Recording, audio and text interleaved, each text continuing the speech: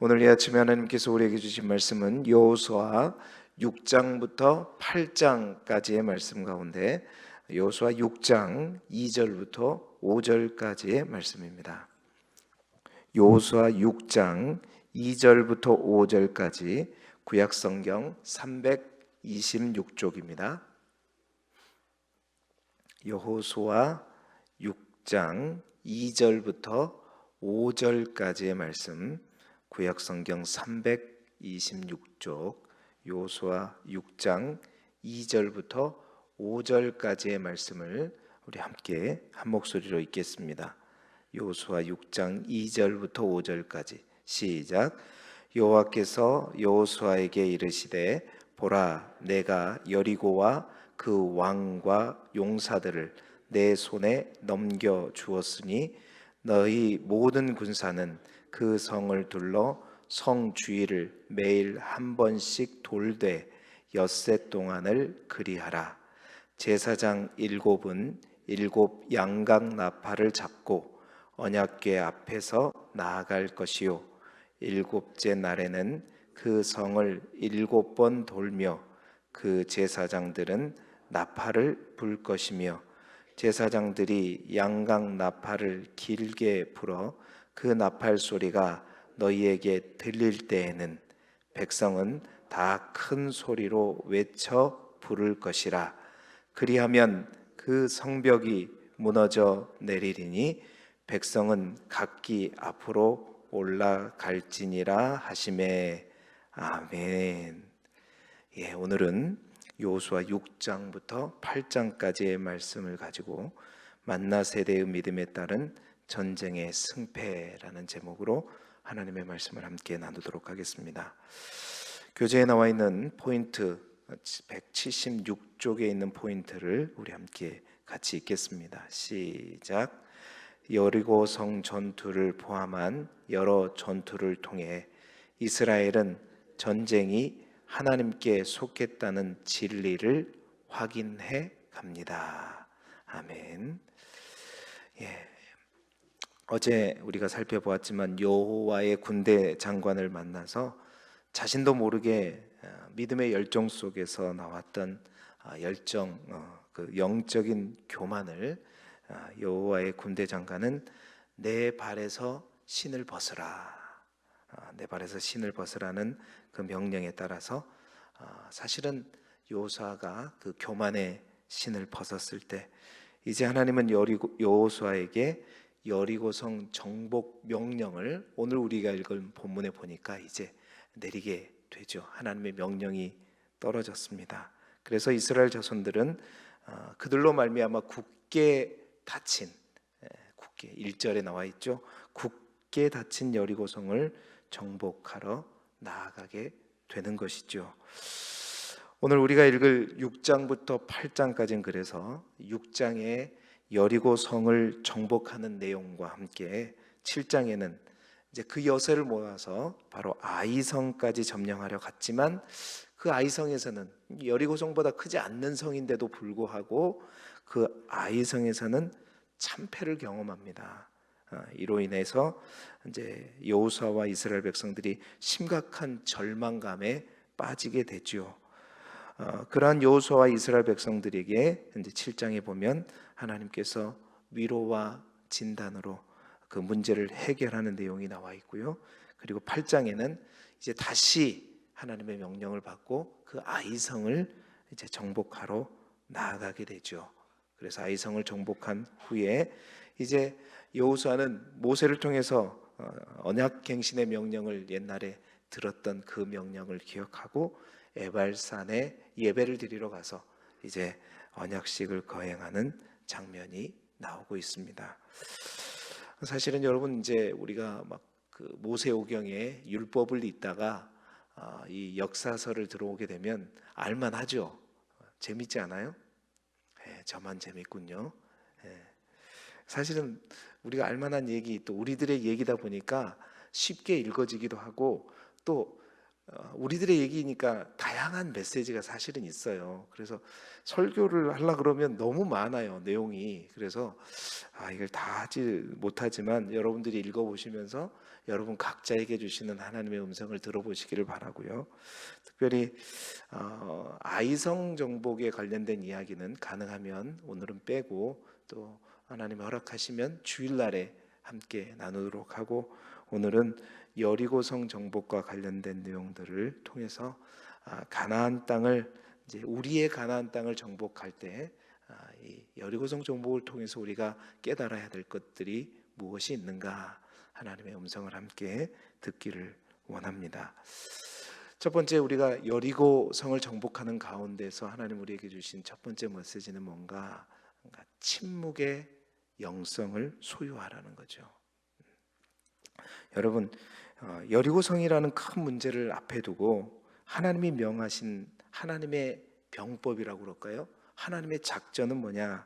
우리가 함께 읽어본 본문대로 또한 상식을 뛰어넘는 방법입니다.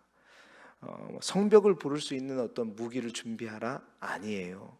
뭐 어떤 특공대를 조직해서 특별한 어떤 전략을 가지고 싸워라? 아니에요. 어떻게 보면 이게 특별하기도 하죠. 어떤 군사적인 것과는 전혀 상관없는 성 주위를 매일 한 바퀴씩 돌라라는 거예요. 뿐만 아니라 마지막 7일째 되는 날에는 7바퀴를 돌고 제사장의 나팔 소리와 함께 소리를 지르게 되면 어떻게 되겠다? 견고한 그 여리고성이 무너질 것이다. 그때 그 성을 취하면 된다라고 하나님 말씀하시는 거예요. 말이 되죠? 여러분 믿음이 좋아서 다 말이 되죠. 아멘 아멘 하실 건데 사실은 말이 안 되는 소리죠. 이게 그 당시 여리고성은요, 그 높이 있는 폭 자체가 한 9m 되고요, 뭐 안벽, 내벽하고 총 높이는 막 9m에다가 엄청나게 철옹성 같았단 말이에요. 거기다가 문을 꼭 닫고 있기 때문에 누구도 엄두도 내지 못하죠. 그 무기 자체가 어떤 철기 무기를 가져가지고 그래도 뭐 이렇게 싸울 수 있어야 싸워보죠. 들어갈 수가 없는데 어떻게 이겨낼 수가 있어요? 그런데 돌아라, 소리를 없이 돌아라, 한꺼번에 소리를 내라, 그러면 무너진다. 말도 안 되는 이 전술. 그런데 여호수아와 이스라엘 백성들이 어떻게 하죠? 순종합니다. 순종해요. 참 이게 만나 세대의 다른 점이죠. 자, 이 상황에서 여러분 침묵과 양각 나팔 어떤 의미일까? 우리가 한번 생각해 보자는 거죠. 먼저 양각 나팔.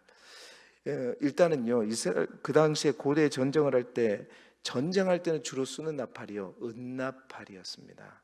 양각 나팔과 은나팔의 차이는 소리가 좀 다르죠. 이제 은나팔, 철제 나팔은 이제 막 찢어지는 아주 자극적인 소리란 말이에요. 이에 비해서 양각 나팔은 부드러운 소리, 웅장한 묵직한 소리가 나가는 거죠. 그래서 양각 나팔은 사실은 전쟁할 때 쓰는 나팔이 아니라 이제 이스라엘 백성들을 어떤 절기 때마다 불러서 뭔가 예배할 때 쓰는 나팔이란 말이에요. 은나팔이 아니란 말이에요. 근데 이 양각 나팔을 불면서 매일 한 바퀴씩 돈다. 이거는 어떤 싸움을 위한 어떤 정탐하는 것이 아니라, 하나의 전술이 아니라, 그러니까 하나님께 예배드리는 모습이라는 겁니다. 뿐만 아니라 이 양각 나팔 소리와 함께 하나님께서는 여리고성 전투를 앞에 두고 가장 긴박하고 가장 긴장감이 돌고 있는 이 순간에 뭘 명령하는 거예요? 침묵하라, 조용히 돌아라는 거예요. 자, 여러분, 왜 하나님은 이스라엘 백성들에게 6일 동안 한 바퀴씩 돌 때, 또 마지막 7바퀴를 돌 때도 침묵하라고 했을까? 가장 먼저는요, 이스라엘 백성들 안에 있는 그 노예 근성으로 인한 불평과 원망의 소리를 잠재우기 위한 것입니다. 여러분, 만약에 하나님께서 이 침묵의 명령을 내리지 않았다면 어떻게 됐을까? 제일 처음에는 조용히 순종할 수 있어요. 그런데 60만 명이 돌아가면서 여기저기서 혹시나 수근수근하는 소리가 들릴 수 있어요. 어떤 소리일까요? 무슨 작전이 이 모양이야? 뭐야? 모세하고 다르네. 여호수아는 좀 겁이 많은가 봐. 우리 이렇게 돌다가 그냥 한꺼번에 그냥 작살나는 거 아니? 이 소리가 나오기 시작하면요, 한 사람이라도 그 소리를 하기 시작하면 어떻게 해요? 기하급수적으로 그 소리가 소리를 타고 어떻게 해요? 우리가 알잖아요. 이스라엘 백성들이 어떤 백성입니까? 금방 홍해가 갈라진 그 역사적인 어떤 경험들을 하고 나서도 금방 불평하고 막 원망하고 했던 족속들이 이스라엘 백성들이란 말이에요. 그래서 하나님께서는 그 원망과 불평의 말이 나오지 않도록 침묵으로, 사전의 침묵으로 그 모든 것을 다스려 가는 거죠. 뿐만 아니라 여러분, 침묵은 또 하나의 의미가 있죠. 그러니까 침묵을 통해서 더 우리의 소리를 잠재우고, 누구의 소리를? 하나님의 소리를 듣는 겁니다. 하나님의 소리를 더 묵묵히 기다리는 것이죠. 하나님의 때를 기다리는 것입니다. 더 온전한 순종의 모습으로 나아가는 것이죠. 하나님의 작전이 논리적으로 이해가 되지 않더라도 한 걸음씩 포기하지 말고 끝까지 침묵으로 나를 다스리면서 신실하신 그 하나님의 응답을 기다리면서 인내하고 순종하기를 하나님이 원하시는 겁니다. 그러니까 침묵은 더 큰 믿음의 하나의 표현이었던 거예요. 보세요. 예배 드릴 때 쓰리는 양각 나팔을 통해서 이스라엘 백성들이 하나님의 언약궤를 따라 쭉 돌아가면서 침묵으로 뭐에 집중해요? 하나님에게 집중한다. 여러분, 이것은 하나의 어떤 병법이 아니라, 전술이 아니라 뭐예요? 산상 예배인 것입니다. 더 하나님을 예배하며 나아가는 거예요. 하나님께 모든 것을 맡기는 것입니다. 이게 바로 양각 나팔과 언약궤와 침묵이 우리에게 던져주는 의미예요. 그렇습니다. 여러분, 우리 인생의 여정 속에서도 실제적으로 이제 우리가 무너뜨려야 할 어떤 성을 만났어요. 우리가 정복해야 할 어떤 하나의 성을 만났는데 그 성이 너무나도 육중해요. 너무나도 크고 힘들어요. 그러나 그럴 때, 특별한 그때 하나님께서는 우리에게 영적인 침묵을 원하실 때가 있어요. 우리의 모든 소리를 다 잠재우고 원망과 불평과 염려와 근심의 소리를 멈추고 오직 하나님에게만 집중하고 하나님의 소리에만 집중하라고 하실 때가 있습니다. 여러분, 모든 성을 점령할 때 다 침묵으로 점령하는 건 아니에요. 여러분, 아이성을 정복할 때는 또 달라요, 분명히. 그러나 침묵으로 하나님께서 나아가라고 할 때가 있어요. 그때는요, 우리의 소리를 내지 말아야 돼요. 하나님께 모든 것을 맡기고 온전히 하나님을 예배하고 주의 말씀만을 붙들고 조용히 하나님의 때가 찰 때까지 어떻게 해야 된다? 기다려야 된다.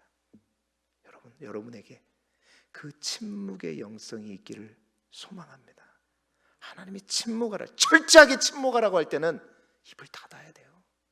마음에 들지 않더라도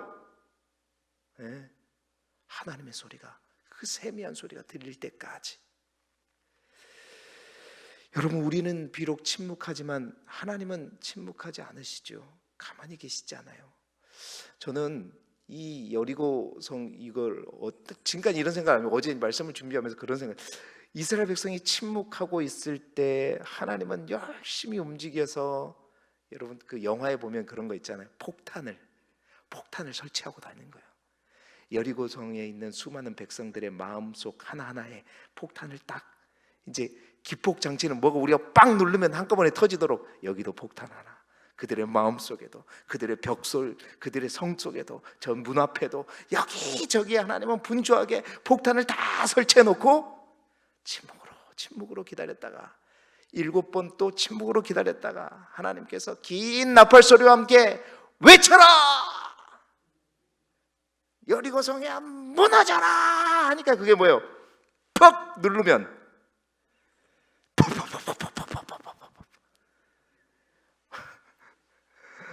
여리고성에 있는 백성들의 마음부터 폭파되기 시작하는 거예요. 뿐만 아니라 그 육중한 여리고성에 있는 수많은 벽들이, 돌들이 터져가면서 무너져 버리기 시작하는 거예요. 할렐루야. 여러분 앞에 있는, 우리가 도저히 우리의 힘으로는 무너뜨릴 수 없는 여리고성이 이렇게 하나님의 역사하심으로 완전히 무너지는 놀라운 은혜가 있기를 주님의 이름으로 축복합니다. 그들의 함성은 핵폭탄과도 같은 것이었어요. 그들의 함성은 이제 그 모든 하나님이 준비해 주신 그 폭탄들이 동시에 완전히 터져버리게 하는 역사적인 그 명령이었죠. 여러분, 침묵은 때로는 우리에게 더 큰 하나님의 역사를 보게 하는 귀한 통로가 되는 것입니다. 여러분, 그 침묵의 영성 또한 반드시 소유할 수 있기를 바랍니다. 하나님께서 그것을 원하실 때가 있어요. 좀 비슷한 얘기이면서도 다른 얘기일 수 있지만 우리 안에 기도도 마찬가지입니다. 우리가 침묵으로 하나님 앞에 나아가야 할 때가 있고 정말 우리가 부르짖으면서 하나님 앞에 나아가야 할 때가 있지요. 그래서 교회는요, 그러한 모든 기도가 있어야 됩니다. 침묵의 기도만 다도 아니고요, 부르짖는 기도만 다도 아니에요. 여러분, 그래서 제가 지난 언젠가 한번 말씀드렸잖아요. 근데 이제 제가 우리 교회 왔을 때 너무 침묵의 기도만 오로지 답이다. 아니에요. 오히려 성경에는 부르짖어 기도하라는 말이 더 많아요. 그런데 두 개 다 하나님은 말씀하고 계신다. 그래서 제가 그렇게 새벽에 왔을 때 예배 드리기 전에는 내가 침묵의 영성을 가지고 훈련하는 의미로 조용히, 그래서 우리가 불도 안 켜잖아요. 다른 교회는 새벽에 오기 전에 불도 다 켜고 그래요. 음악도 잔잔히 틀어주고 그래요. 근데 음악 틀지 말고 우리가 하던 대로 조용히 침묵으로 한번, 안 하던 사람도 침묵으로 한번 기도해보고 침묵의 영성으로 기도해보자는 거죠. 그리고 나서 우리가 함께 주의 말씀을 들고, 이제 침묵으로 조용히 기도했다가 이제 주의 말씀을 들고 우리가 선포하라 할 때는 주여 한번 하고, 또 그냥 내 안에 있는 모든 여리고성은 무너져라, 그런 마음으로 주여 한번 외치면서 또 기도하고, 그러면서 영적인 파도를 또 일으켜 보자는 거잖아요. 여러분, 우리 그렇게 기도하십시다. 예. 이제 저는 그랬어요. 좀 부르짖는 기도가 더 필요하다라는 생각을 가져서 더 강조하는 것뿐입니다. 그래서 혹시나 또 예배가 끝나고 나서 조용히 기도하고 싶으신 분들은 이제 옛날하고 좀 반대로 소예배실에 가서 또 기도하고, 그렇게 해서 또 서로를 배려하면서 기도해 보자는 거죠. 우리 안에 놀라운 여리고성이 무너지는 역사가 있기를 주님의 이름으로 축원합니다. 불평의 말, 걱정, 근심의 말을 잠재우고 믿음으로 신실하신 하나님, 그 하나님 앞에 우리의 모든 소리를 잠재우고 기다리는 이 영성 또한 반드시 소유하는 저와 여러분이 되기를 그리스도 예수 이름으로 축복합니다. 두 번째 여리고성 정복을 통해서 우리에게 주시는 귀한 메시지는 신뢰를 정복하는 거예요. 오늘 말씀 가운데 제가 유심히 본 게 있어요. 참 저에게 큰 도전이 됐는데요. 가나안 땅에서 이제 첫 번째 여리고성을 무너뜨렸어요. 놀랍죠. 요단강을 건넌 거와는 또 다른, 이제 우리가 이제 직접적으로 정복해야 할 첫 번째 성을 소리 지르니까 그 역중한 성이 확 무너지면서 완전히 이스라엘 백성들은 믿음이요 하늘을 찔렀죠. 너무 감사하죠. 막 축제였죠. 자, 여호수아는요, 그 승리의 기쁨에 도취해서 모든 사람들이 감사하고 찬양을 영광 돌릴 때 여호수아가요 발빠르게 무너지기 시작하자마자 챙기는 것이 있어요. 여러분 한번 말씀을 보면서 보세요. 그게 뭐냐면 바로 여호수아 6장 17절에 있는 여리고성의 누구요? 기생 라합과 그 가족들을 챙깁니다. 왜 챙길까? 여러분, 라합의 가족들은 붉은 줄을 매달고 누구만을 기다리고 있어요? 하나님이 오시기만을 기다리고 있잖아요. 여호수아가 그걸 챙기는 거예요. 챙기되 어떻게 챙겨요? 별동대를 조직해갖고 그들을 살려라! 무너지고 있는 그 상황에서 빨리 가서 그들을 살려라. 여러분, 이스라엘 백성들, 하나님만을 믿고 있는 그 미천한 여인의 믿음과 그 신뢰를 저버리지 않아요. 지도자가. 저는 그래서 참 감동을 받았어요. 들떠서 그냥 축제 속에서 그러고 있을 판에 그 무너지는 그 긴박한 상황 속에서 빨리 조직해가지고 빨리 구해내라. 뿐만 아닙니다. 여러분, 여호수아 8장 30절부터 35절까지 보면 뼈아픈 이 아이성 패배를 이제 실패했다가 다시 성공하게 됐죠. 다시 성공한 후에 역시 여호수아는요, 그 승리의 기쁨에 도취되지 않고 아무도 생각하지 않고 잊어버리고 있었던 뭐냐면, 모세를 통해서 너희가 가나안 땅에 들어가거든 에발산에 올라가서 돌비를 만들어가지고 석회를 바르고 저 그리심산과 에발산에 가서 반반씩 올라가서 축복과 저주를 선포하면서 언약을 갱신하라는 그 약속의 말씀이 있었잖아요. 그 말씀을 기억합니다. 그래서 어떻게 해요? 이 아이에서부터 한 수십 킬로를 더 가야 돼요. 그 수십 킬로를 더 가서 어떻게 해요? 절반은 그리심산에, 절반은 에발산에 올라가서 하나님의 말씀을 낭독하면서 축복과 저주를 선포하면서 그 약속, 누구와의 약속이죠? 하나님과의 약속을 지켜가는 여호수아 봄바다. 저는 이 찬양을 부를 때 그 여호수아를 생각했거든요. 하찮은 여인의 그 마음, 그 신뢰까지 저버리지 않고, 하나님의 신뢰까지 저버리지 않고, 하나님과 약속한 것, 하나님께 지켜야 될 그 약속들을 철저하게 우선적으로 챙기면서 지켜가는 하나님의 리더자의 모습. 여러분, 이 신뢰를 정복하자는 거예요. 우리는 우리가 잘 되고 우리가 뭔가 되면 그 승리의 기쁨에 빠져서 주위에 있는 사람을 보지 않아요. 하나님을 잊어버려요. 그러나 여호수아는 어떻게 했다고요? 주위도 보고 하늘도 보고 내가 혹 하나님과 약속한 것을 잊어버리지는 않았는지, 하나님께 맹세했는 것을 내가 잊어버리지는 않았는지 철저하게, 그래서 하나님의 신뢰를 저버리지 않더라. 사랑하는 여러분, 이런 하나님의 신뢰를 저버리지 않는 하나님의 백성, 하나님은 더욱더 지키시고 또 그들에게 더 큰 복을 내리시는 하나님인 줄 믿습니다. 우리가 하나님을 향한 신뢰 또한 회복해야 되지만 하나님께서 우리를 향한 신뢰 또한 저버리지 않아야 된다. 저버리지 않아야 된다. 리더자로서 그런 책임감을 많이 느꼈습니다.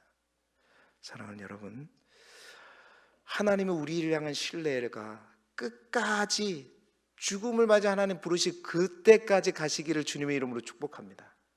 어떤 사람들은요, 목사님들도 그래요. 참 죄송한 말씀이지만 은퇴를 하게 되면 이제 은퇴한 이후는 더 이상 목사가 아닌 것 같아요. 또 우리들도 마찬가지입니다.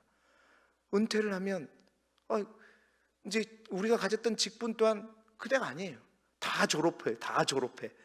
그게 아니라 하나님 부르신 그날까지 이제 우리가 현장에서 일을 하지는 않더라도 동일한 그 하나님께서 우리에게 향한 그 신뢰를 저버리지 않고 끝까지 하나님 앞에 나아가는 저와 여러분이 되시기를 그리스도 예수 이름으로 축복합니다.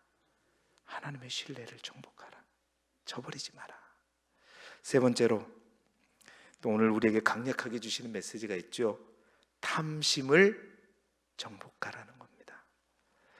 여러분, 여리고성을 이제 대성을 거두었지만 여리고성과 비교가 되지 않는 아이성에서 이스라엘은 심각한 패배를 당했죠. 왜냐하면 그 큰 여리고성도 무너뜨렸는데 작은 아이성을 정복하지 못한 거. 이게 우연인가? 하나님 우리와 함께 하시지 않는가? 심각한 절망감에 빠지게 되죠. 그런데요, 그 절망감을 만나게 되는, 실패하게 된 이유가 있었습니다. 그 이유가 뭐였죠? 바로 아간의 탐심 때문이었습니다. 여러분, 하나님께서 우리에게 말씀하셨어요. 창세기 1장 26절 27절에 생육하고 번성하고 땅에 충만하라, 땅을 정복하고 모든 생물을 다스리라고 말했잖아요. 이 말은 뭡니까? 하나님께서 우리에게 많은 것을 소유하고 누려라는 거예요. 소유 자체가 죄는 아닙니다. 절대. 하나님께서 누려라고 하는 것은 하나님의 축복이에요. 다스리라는 것 축복입니다. 그런데요, 소유와 탐심은 전혀 다른 거예요. 전혀 다른 것입니다. 우리 스스로를 점검할 수 있기를 바라요. 여러분, 인간의 소유 욕구가, 그 소유 욕구가 죄는 아닙니다. 그런데 그 소유 욕구가요, 사단에 의해서 지배되기 시작한 그 순간부터 그 소유 욕은 뭘로 바뀌기 시작하냐면 욕심으로 바뀌기 시작하고, 그 욕심을 넘어서 뭐까지 이르게 돼요? 탐심에 이르게 됩니다. 탐욕에 이르게 돼요. 그 탐욕에 이르게 되게 되면요, 그게 문제인 거예요. 여러분, 이 아간이라고 하는 이름의 뜻이 그 골치 아픈 사람, 문제거리, 말썽꾸러기 이런 뜻입니다. 히브리어로. 그렇다면 이 아간이요, 그 안에 있는 탐심이 사실은 광야 40년을 돌 때는 뭐 가난했기 때문에 뭐 탐심이 있겠어요. 주시는 만나 먹고 그러고 살았겠죠. 그런데 그 탐심이 뭘 보는 순간 여리고성이 무너지고 거기에서 이제 하나님께서 다 진멸하라고 했는데 수많은 먹을거리와 수많은 좋은 것들을 막 집집마다 가보니까 숨겨놓은 것들을 바라보면서 이 아간 안에 있던 뭐가 탐심이 막 올라온 거예요. 탐심의 가장 큰 문제는, 탐심이 무서운 것은 그 탐심이 결국 어디까지 이르느냐. 성경 우리가 분명히 말씀하는, 하나님께 바쳐야 될 것을 탐내는 단계까지 올라가는, 이게 탐심이에요. 여러분 기억하시기 바랍니다. 아담과 하와가 뭐 때문에 무너진 거예요? 탐심 때문에. 99%는 99개 모든 나무의 실과는 다 먹어도 돼요. 그걸 그냥 누리라는 거예요. 하나님은 그거 소유해도 된단 말이에요. 그거 마음껏 누리면서 축복 누리면서 살면 되는데, 이 탐심이 발동하는 순간 뭐까지요? 선악과까지 내가 먹어야 된단 말이에요. 이게 탐심이에요. 그건 누구 건데? 하나님의 건데. 하나님이 나에게 바치라고 하는 건데. 여러분, 헤렘이라고 하는 것은 이 모든 것만큼 이 여리고성에서 탈취한 이것들은 우상숭배로 이게 부정한 것들이기 때문에 하나님께서 다 태우라고 하는 거예요. 태우지 않는 것은 여호와의 곳간에 드리라는 거예요. 모든 생명은 다 죽이라고 했단 말입니다. 하나님 거예요. 그런데 그 탐심이 그 하나님 것을 탐내기 시작한, 이 아간이 지은 범죄는요, 아담과 하와가 지었던 범죄하고 동일한 범죄인 것입니다. 여러분, 하나님은요, 그러한 탐심을 우리에게 정복하라고 말씀하십니다. 그래서 여호수아는 그 아간을 제비뽑기를 하나님이 가르쳐준 방법들을 다 찾아서 어떻게 해요? 완전히 제거해버리죠. 왜요? 그 탐심이 있는 한 결국 이스라엘 백성들이 가나안 땅을 차지하는 게, 승리하는 게 문제가 아니라 승리하고도 잃어버려요. 승리하고도 다 빼앗겨 버립니다. 이게 탐심을 향한 하나님의 벌이죠. 여러분, 우리 안에 이 탐심이 있지 않기를 소망합니다.